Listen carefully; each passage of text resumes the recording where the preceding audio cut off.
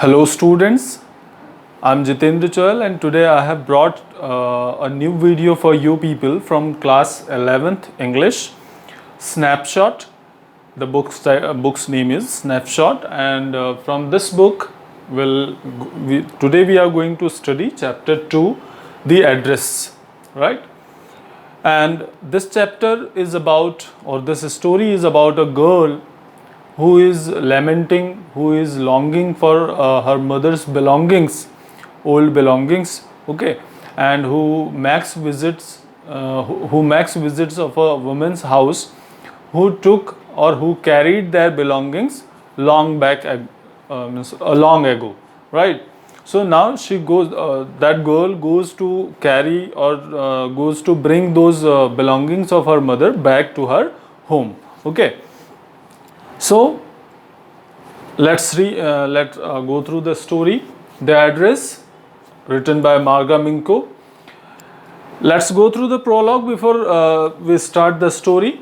This short story is a poignant account of a daughter who goes in search of her mother's belongings after the war. Okay, in Holland. This story sets in Holland.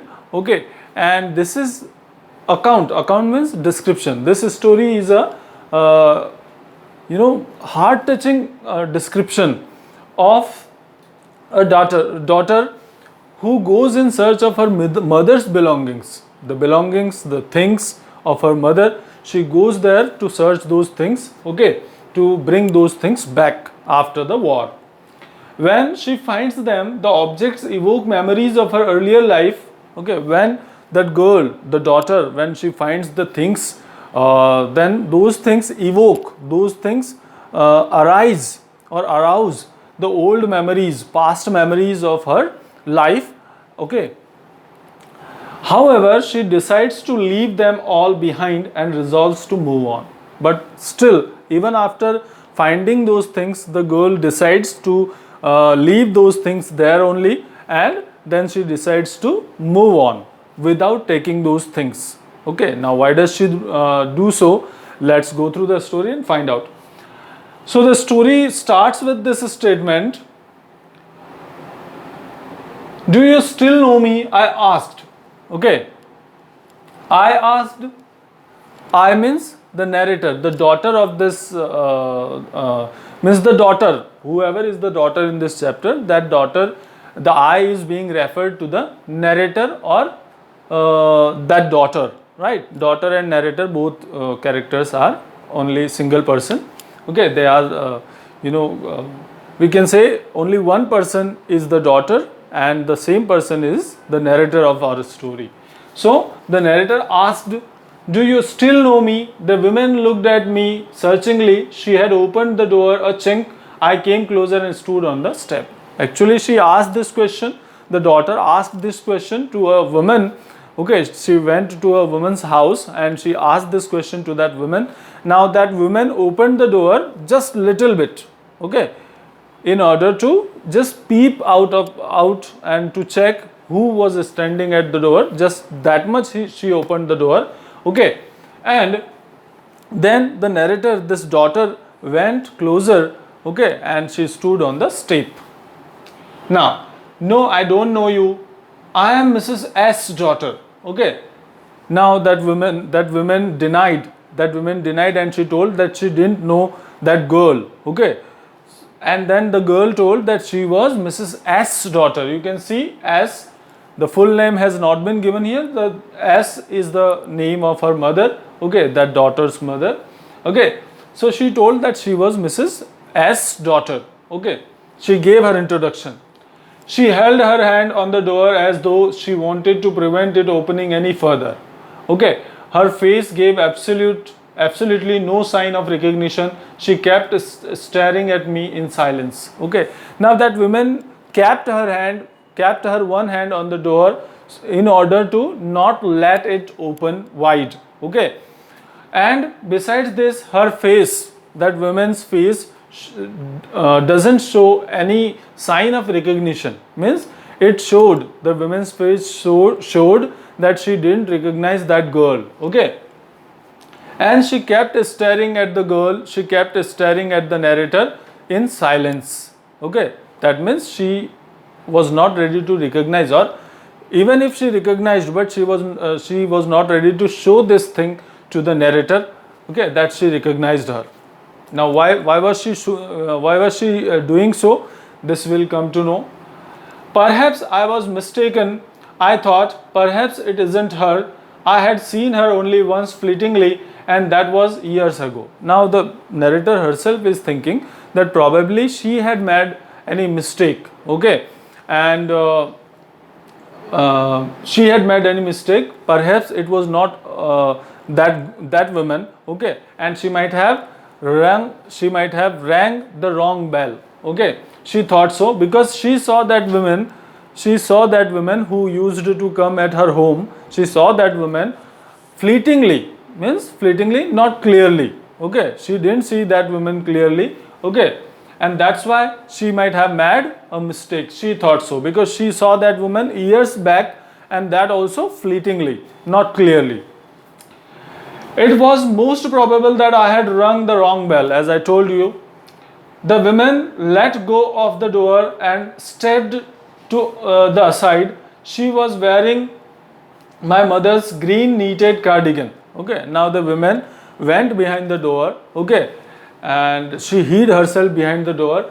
Okay, and this girl noticed that the woman was wearing green cardigan, green knitted cardigan. Cardigan here means jacket, woolen jacket. Okay, so that woman was wearing woolen jacket. Okay, green woolen jacket.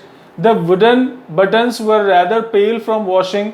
She saw that I was looking at the cardigan and half hid herself again behind the door. But I knew now that I was right. Okay, and actually that woolen jacket was of the narrator's mother. Okay, that's why the narrator identified that that was the same woman who used to come at her home and who brought all her mother's belonging to her house. Okay, she recognized that woman just because of that green cardigan.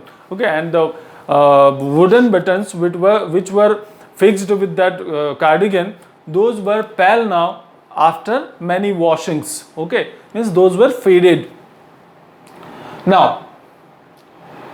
And she saw that when the woman saw that the narrator, this girl, was looking at her mother's cardigan which the woman was wearing. Okay, so she hid herself behind the door more. Okay, but now the narrator was sure that she was right and she came at the right address. She was sure now. Well, you knew my mother? I asked. Have you come back? Said the woman. I thought that no one had come back, only me. Okay, now then the girl told, well, do you know my mother? When the girl asked, you knew my mother, when she told. Okay, so then the woman understood that now the girl had recognized her, and now it was no good to tell any lie. So then she told, have you come back? That woman told, have you come back? I thought that nobody would have come or nobody had come. Okay, so then the girl told, only she came back from the war. Means only she was left alive from the war, and rest of all the family members, they were died into the war. Only this narrator was left, and this narrator could survive that war. Okay, now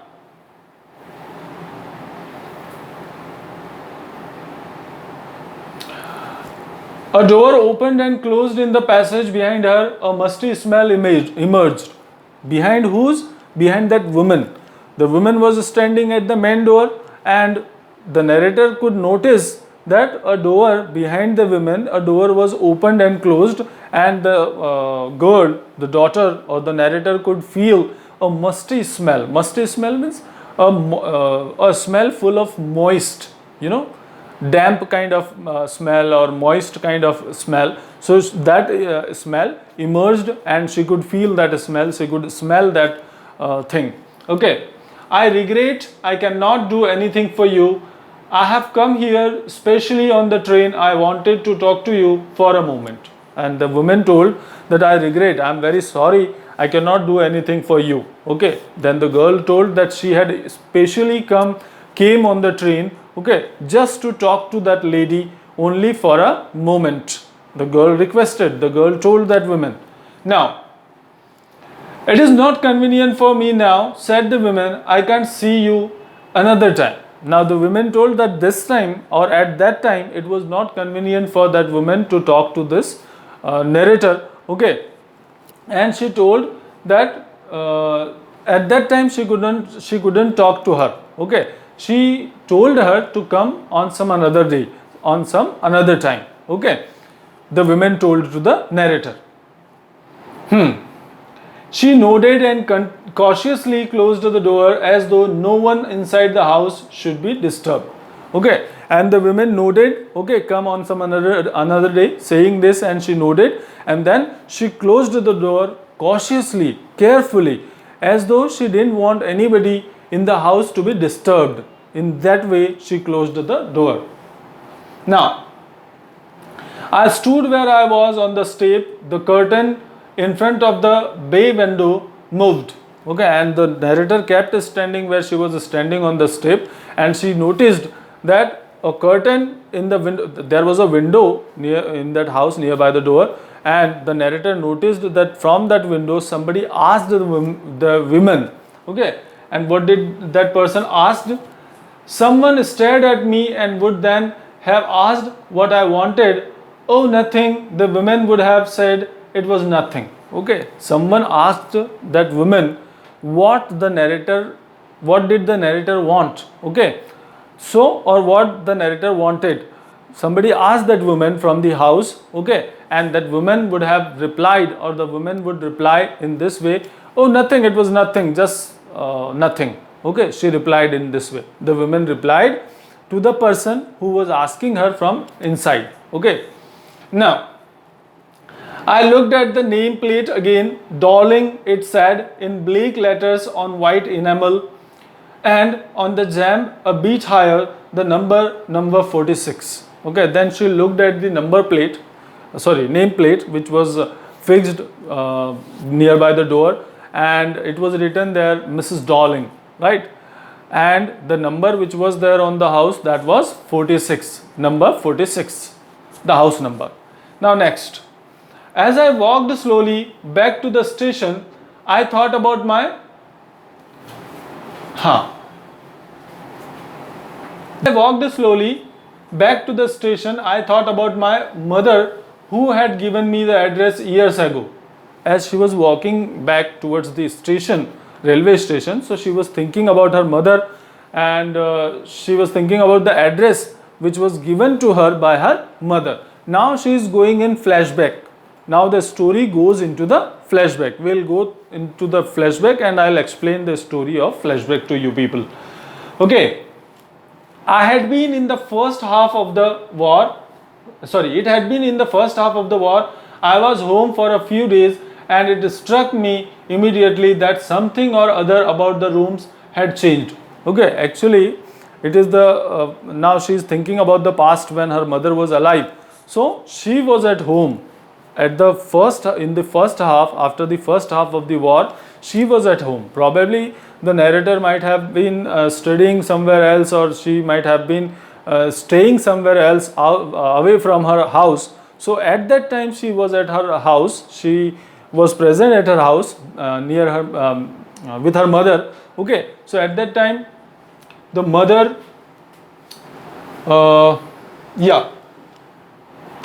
and as she was there, pause kar di. So when the girl came at her home, okay, so she immediately recognized that some things were missing in the house. Many things, not some things, various things were missing in the house. And her mother was very much surprised to see this, that her daughter could recognize this thing, that there were many things which were missing in the house. Okay, so the mother was very much surprised. Then she told me about Mrs. Darling. I had never heard of her, but apparently she was an old acquaintance of my mother, whom she hadn't seen for years. Then the narrator's mother informed her. Remember this, that we are going through the flashback story. Okay. Then her mother told her. Then mother told to the narrator that about the girl, about that woman, Mrs. Darling. Okay, whom even her mother had not seen that woman for many years. Okay, and she told about that woman to her daughter, to the narrator. Okay, so the narrator, she didn't see that woman. Okay, but she had known about that woman, that the woman was an old acquaintance of her mother, old acquaintance of her mother. Okay, now she had suddenly turned up and renewed their contact. Since then, she had come regularly. And then, after many years, that woman turned up. That woman came after many years, and Mrs. Darling, she came after many years and she met the narrator's mother. Okay, after many years. Okay, but she renewed those relations and the contact between her and her narrator's mother. Okay, now, and then she had been coming to the narrator's house regularly then after. Okay, every time she leaves here, she takes something home with her, said my mother. She took all the table silver in one go. Okay, now the mother informed the narrator at that time. Now the narrator is thinking about the past thing. Okay, but at that time the mother informed the daughter, the narrator, that every time whenever that lady, Mrs. Darling, whenever she stayed with them, every time she took something or other with her. She carried some things with her. Okay, and she could carry all the table silvers at one go. Table silvers, the silver things which were set on the tables, which were kept on the table. Okay, like salt cellars or some other decorative items might be there.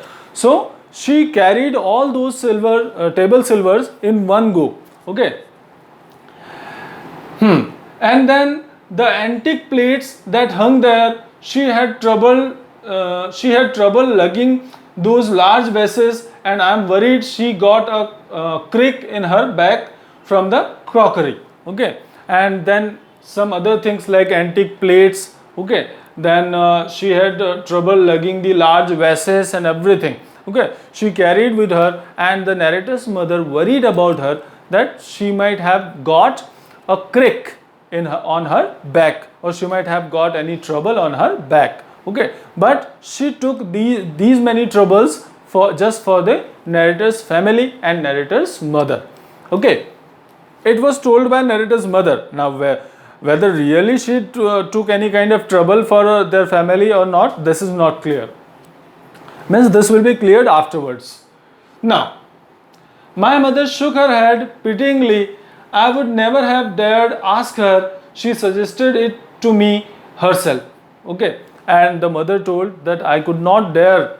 I had never means I didn't dare to ask her to carry all those things, because those things were very much precious, and those things were very much loving to even to the narrator's mother also. So she could not tell Mrs. Darling to carry those things with her. Okay, because she didn't want, even the narrator's mother didn't want to part with those things. Okay, but she was helpless. Okay, and the woman, Mrs. Darling herself, suggested the narrator's mother to let her carry all those things with her for the safety of those things. She even insisted she wanted to save all my nice things. If we have to leave here, we shall lose everything, she says. Okay, and she told that she wanted to save all our precious things. Suppose if after the war or during the war, if they had to leave from there, so they would have to leave all those things there and then and there only. Okay, means they could not carry those things along with them. That's why the woman wanted to save those things by carrying those things at her house, by securing those things at her house. She told so. Mrs. Darling told so. Now, have you agreed with her that she should keep everything? I asked. Now the narrator asked her mother whether she agreed with her or not. All the things she was carrying with her. So whether the narrator's mother agreed with her or not. The narrator asked this. Okay. So now the narrator's mother replied, as if that's necessary. My mother cried, it would simply be an insult to talk like that. Okay. Now Probably it was necessary, okay, and the narrator's mother told the narrator that if she would have asked that woman in this way, so that would simply be a kind of insult, okay. So that's why she didn't ask that lady, because she didn't want to insult Mrs. Darling, okay. Now, and think about the risk she is running each time she goes out of her door with a full suitcase of bag, okay. And then she told, first thing, the narrator's mother didn't want to insult Mrs. Darling, that's why she didn't ask about those things, okay. And the second thing, the woman, Mrs. Darling, was running a kind of risk in carrying all those things during that period of war, okay. So narrator's mother thought that she was taking risk for their family, okay. That's why she could not, or she didn't dare to ask her about those things, okay. So this was told by the narrator's mother to the narrator. So in this video, only this much. Very soon I will be present with you in front of you with a new video of the same chapter. That will be second part. Thank you very much.